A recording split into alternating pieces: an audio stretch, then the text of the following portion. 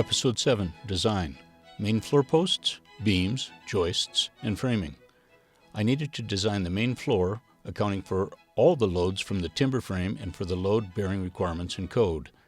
I elected to go with products from Boise Cascade. The sequence I followed was, first, design the floor loads according to code. This results in the spacing and spans for the joists. This results in the spacing and sides of the beams. Then add the point loads from the timber frame. This results in the sizing of the posts to support the weight of the timber frame and the floors. I used Boise Cascade BCI 6000 i-joists, 11 7/8 inches tall, 16 inches on center. The BCI 6000 engineering specs are in the URL below. The guide contains all specifications for the i-joists and also design and attachment procedures. It has a generic max length chart for the BCI 6000 based on a 50 pounds per square foot floor load. I used BC Calc to find actual deflection with real loads. It also specifies where you can cut holes and notches in the joists. A similar document exists for the Boise Cascade Rim Board at the other URL below. This specifies the total loads allowed per foot on the rim board. Boise Cascade software, BC Calc. I was using Boise Cascade i-joists for the main floor. These were the BCI 6000 joists. Boise Cascade has some great online software for determining code compliance and point load levels. Standard static analysis, a course I took sophomore year of college. Look at the most critical member and design. Max allowed deflection in code is L360, which is 1 inch deflection in 360 inches of span. I also needed to include special design features. My opening for recessed TV, any point loads, any holes that I might put in the beam. Loads on the beams and posts. The main floor has a total load of either 55 pounds per square foot or 65 pounds per square foot. This total load is a sum of the dead load and the live load. Dead load is the actual weight of the floor.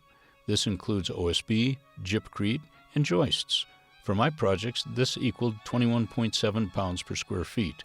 I over-engineered and designed for 25 pounds per square feet. Live load is the potential items you would place in a room. This is defined by code.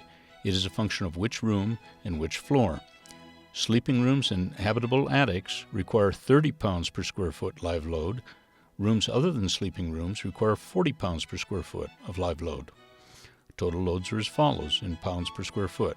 Sleeping rooms and habitable attics, 55, which is the 30 plus 25.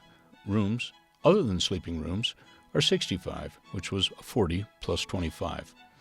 I then looked at the distribution of these weights over the beams to see what the linear loads would be.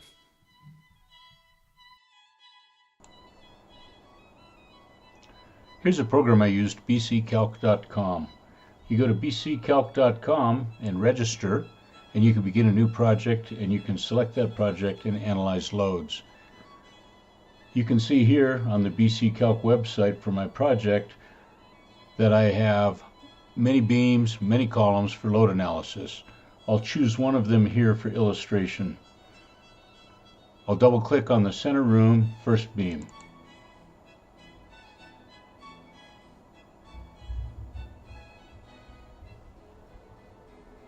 The icons across the top of the page allow you to specify products, beams, joists, posts, etc. for your load. You can see here that I have begun with a Versalam 1.8E 2400 doubled up. I start by setting the spans and the types of the columns that support the beams. I have 3 spans with widths as indicated, here, here, and here.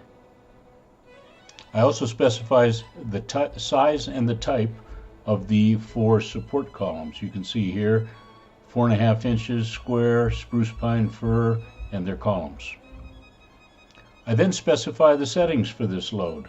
Go to the Settings tab, and you can see here that I've specified L360.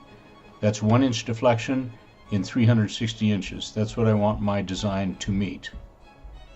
I then go to the Loads tab and I add in the known loads. I have 5 loads. Loads 1 and 3 up here, these triangles, are point loads at the sides of the stairs. Loads 2, 4, and 6 are the live and dead loads, area loads of the floor itself at 65 pounds per square feet. Once I've done that, I go over to Products and I choose in here the type of LVL beams that I want to use for my project itself. And I went with the 1.8 2400 deflection, 2 plies, 11 7/8, and it resulted in this beam right here that I would use, and 2 of them doubled up. Then you go here to the Holes tab and you specify the size and placement of any holes that you will place in the beam.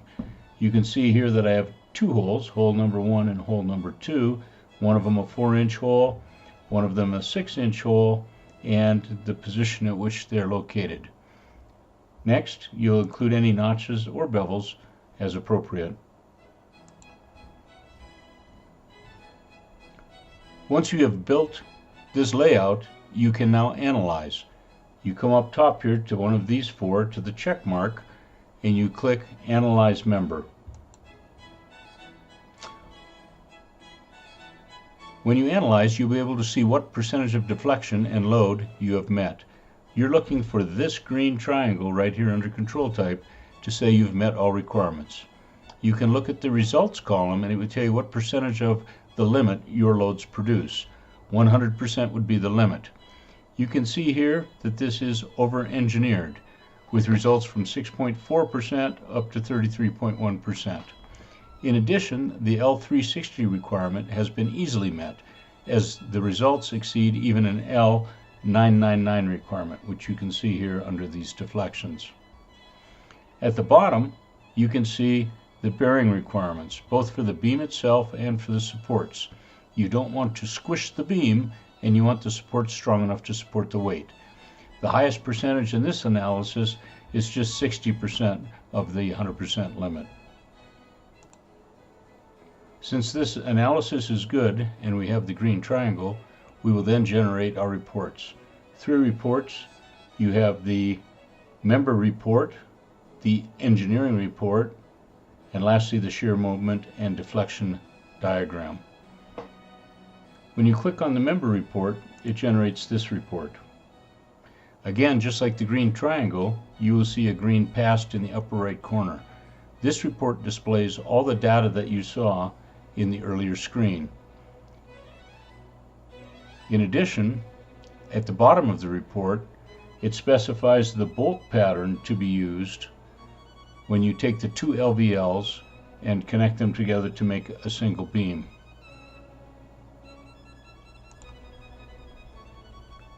The second report, when you click here, is the engineering report. Selecting it generates this report. It shows all the data, pages and pages, that was used at each location to generate the analysis. The third report is the shear, moment, and deflection diagram, which you would get by clicking here. It opens this report. As the title suggests, it shows you, along the beam, shear, moments, and deflections. You can move your mouse along the beam to see analysis at specific points. It'll let you know exactly what's happening with your deflections up, deflections down, shear moment, and deflection.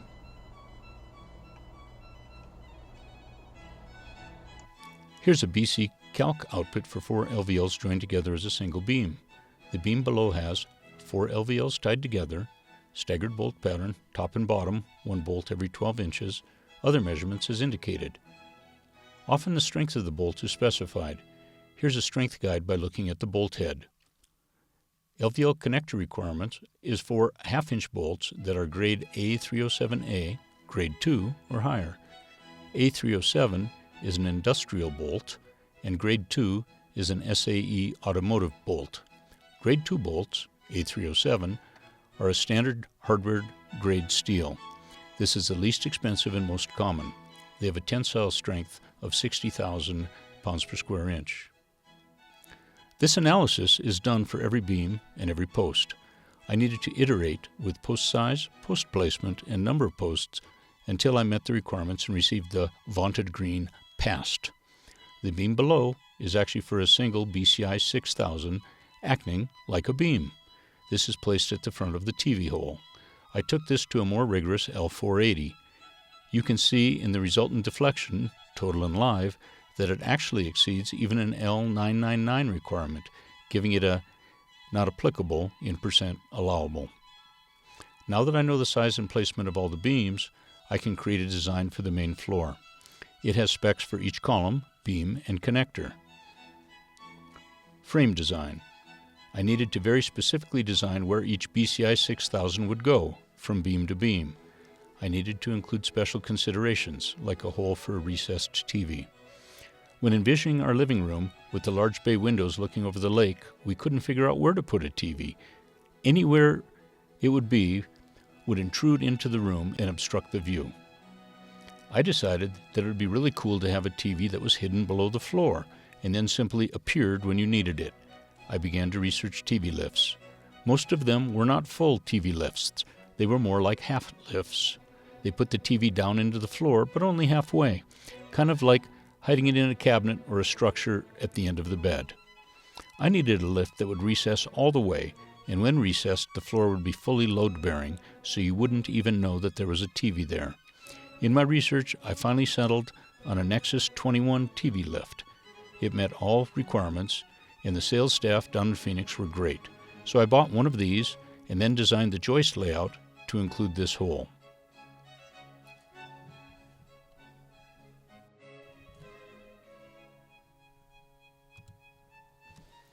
Interior non-bearing walls shall be permitted to be constructed with 2 by 3 inch studs spaced 24 inches on center, or, where not part of a braced wall line, 2 by 4 studs placed 16 inches on center. Interior non-bearing walls shall be capped with not less than a single top plate. Interior non-bearing walls shall be fire blocked in accordance with section R 602.8, R 302.11. In combustible construction, fire blocking shall be provided to cut off both vertical and horizontal concealed draft openings and to form an effective fire barrier between stories, between a top story and the roof space. In concealed spaces of stud walls and partitions, including furred spaces and parallel rows of studs or staggered studs, as follows: vertically at the ceiling and floor levels, horizontally at intervals not exceeding 10 feet, 3,048 millimeters. At interconnections between concealed vertical and horizontal spaces, such as occur at soffits, drop ceilings, and cove ceilings, in concealed spaces between stair stringers and the top and bottom of the run. At openings around vents, pipes, ducts, cables, and wires, at ceiling and floor level, with an approved material to resist the free passage of flame and products of combustion. The material filling this annular space shall not be required to meet the ASTM E136 requirements. Fire blocking materials, 2-inch, 51 millimeter nominal lumber.